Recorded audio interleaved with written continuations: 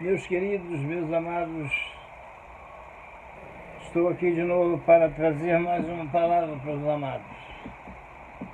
Eu quero dar continuidade ao estudo que nós estamos fazendo sobre o rei Ezequias, quando ele recebeu uma visita do profeta Isaías, que trazia uma ordem do Senhor e uma sentença de morte. A ordem era: põe em ordem a tua casa, porque morrerás e não viverás.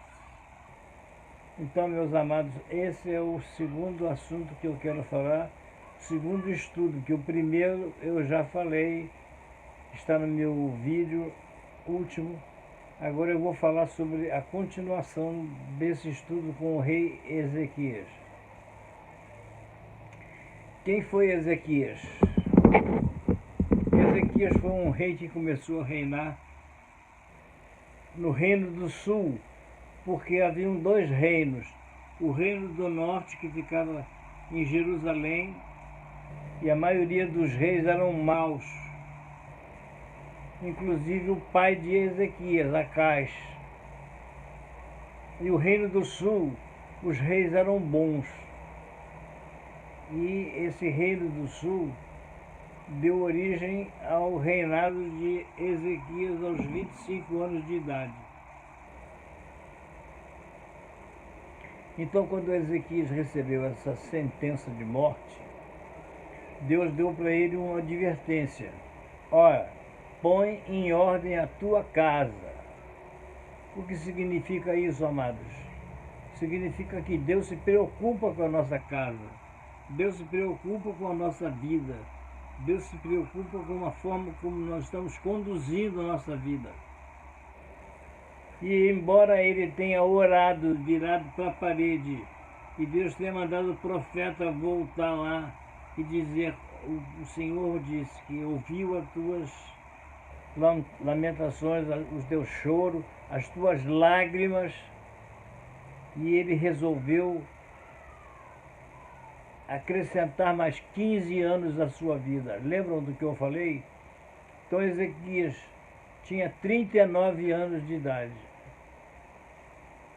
quando recebeu essa sentença de morte. E também uma advertência: põe em ordem a tua casa. Deus já estava vendo que ele estava conduzindo, embora com temor ao Senhor e usando da palavra que aparece na Bíblia 180 vezes, é confiança. Só no livro dele tem 20 vezes essa palavra. Então ele confiava no Senhor, ele era temente a Deus, ele derrubou todos os ídolos, os muros, inclusive a serpente de Moisés que havia. O povo hebreu vinha cultuando e acendendo incenso. Ele acabou com tudo aquilo. Ele construiu um aqueduto para que a cidade tivesse água.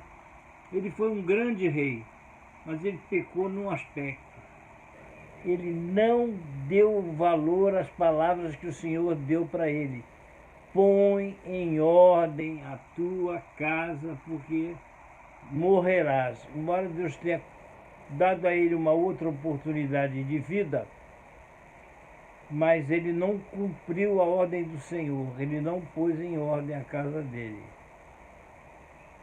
E quando ele foi advertido pelo profeta Isaías, dizendo que a descendência dele e todos os atos que ele fez ao entregar de bandeja, que vai ser o assunto do meu terceiro vídeo sobre Ezequias, quando ele recebeu os mensageiros da Babilônia que vieram visitar ele com o pretexto de que queriam saber como é que ele estava, se ele tinha sido curado, estava bem. Ele mostrou tudo que ele tinha no palácio, suas armas. Ele se encheu de orgulho e vaidade e quis mostrar para todos aqueles visitantes que eram inimigos dele, que seriam mais tarde aqueles que iriam tomar posse do reino de Judá, e era Nabucodonosor, ele foi mostrando, mostrando, mostrando para satisfazer o seu ego, a sua vaidade. E aí o profeta Isaías entrou e perguntou para ele quem eram aquelas pessoas que estavam na sua casa. Aí Ezequias falou, eles eram de um país distante, vieram aqui me visitar. E o que eles viram em tua casa, que é o novo título da mensagem que eu vou trazer após essa. O que viram em tua casa. Então, primeira coisa é põe em ordem a tua casa. E a segunda coisa é o que viram na tua casa. Quem eram aquelas pessoas e o que eles viram na tua casa. Vai ser o próximo vídeo que eu vou fazer. Se vocês não se esquecerem, me ajudarem compartilhando esse vídeo, se inscrevendo no meu canal, dando seu like para que eu possa fortalecer o meu canal. Eu tenho observado que a quantidade de pessoas que têm visto o meu canal são 4, 5, 10, o máximo foi 40 pessoas. Eu preciso aumentar isso, meus amados. Eu preciso levar a palavra de Deus, porque a única coisa que eu posso fazer hoje é isso. Me ajudem, tenham misericórdia. Compartilhem esse vídeo, espalhem esse vídeo. Eu quero que a pessoa que vê esse vídeo mostre para outras pessoas e assim consequentemente. Então, continuando. O rei Ezequias mostrou tudo que ele tinha. Mostrou todos os segredos do palácio, mostrou tudo. E o profeta então disse para ele que ele ia se arrepender, porque toda a geração dele, tudo que acontecesse dali para frente, os filhos dele seriam eunucos na Babilônia. E aconteceu porque ele realmente não deu importância à palavra do Senhor que disse, ponha em ordem a tua casa. Eu sei que quando ele estava com 39 anos que aconteceu essa cura, né, que foi por causa de uma palavra do profeta Isaías. Ele tinha uma úlcera na perna, essa úlcera parecia um câncer, não tinha como fechar, e essa úlcera era de morte. Então o profeta Isaías falou para ele, pega a pasta de figo e põe em cima da tua perna, da ferida, e você ficará curado. Então isso é o seguinte, Deus abençoa, mas nós temos que fazer a nossa parte. Não adianta nós colocarmos para Deus fazer alguma coisa que nós podemos fazer. Deus é para aquelas coisas impossíveis a nós. Então, quando o profeta falou isso para ele, para colocar pasta de figo na perna, ele atendeu e ficou curado da pasta de figo. Agora, quando Ezequias tinha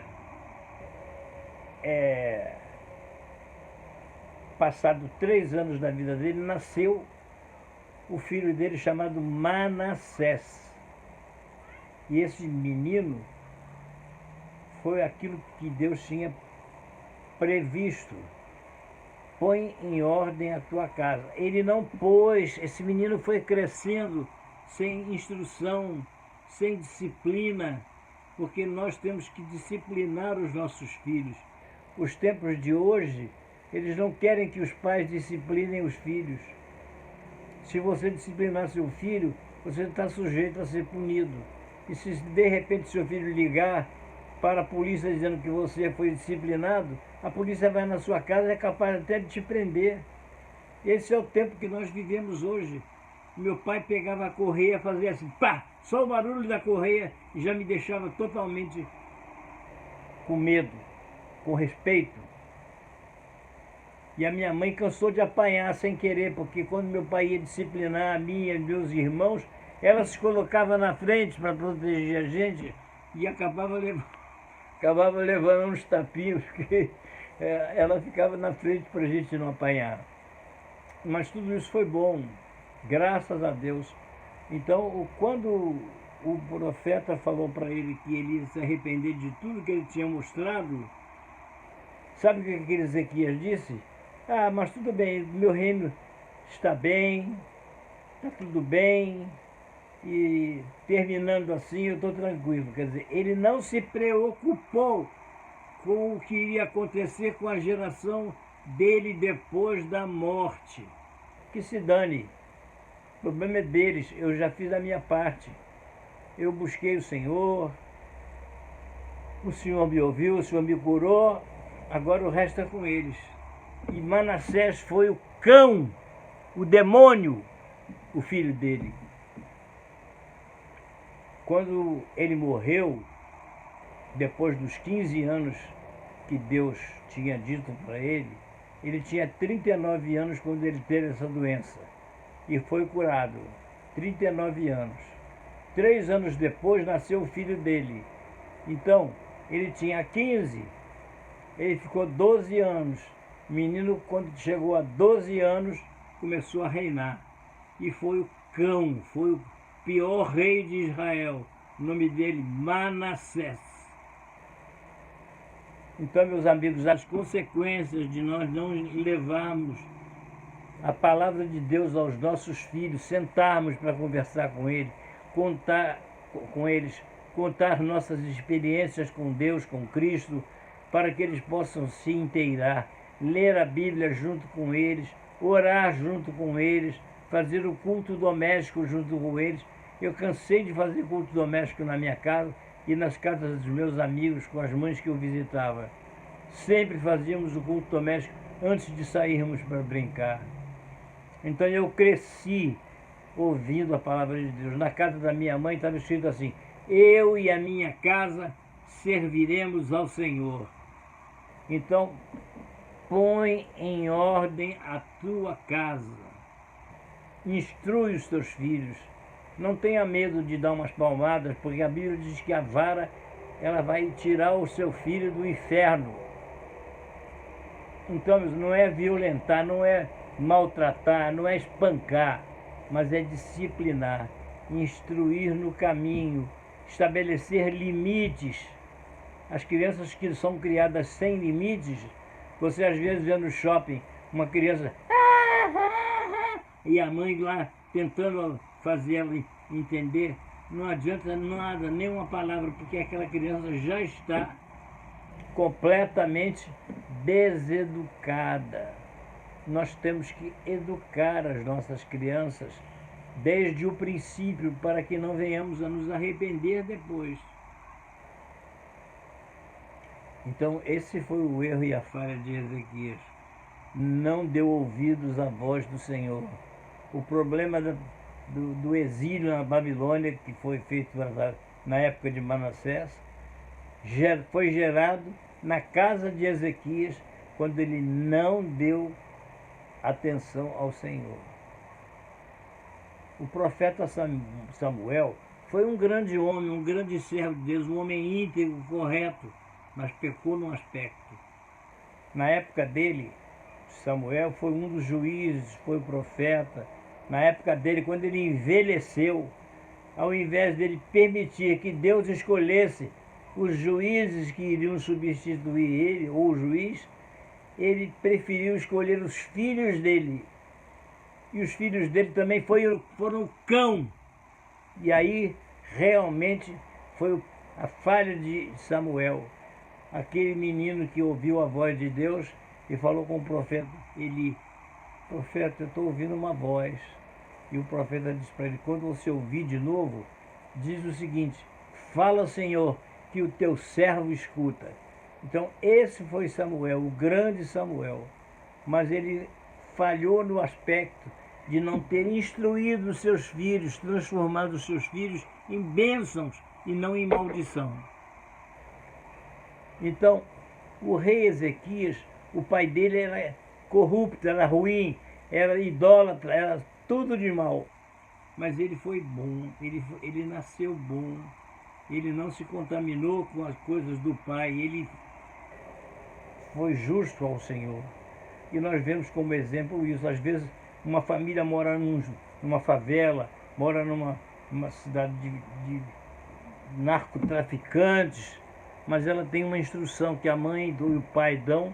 Ali nasce, naquele ambiente terrível, nasce uma criança boa, nasce um homem de bem, de futuro, não importa a cor, não importa a nacionalidade, ele vai nascer um grande homem porque foi instruído pelos seus pais a serem desde pequenos disciplinados.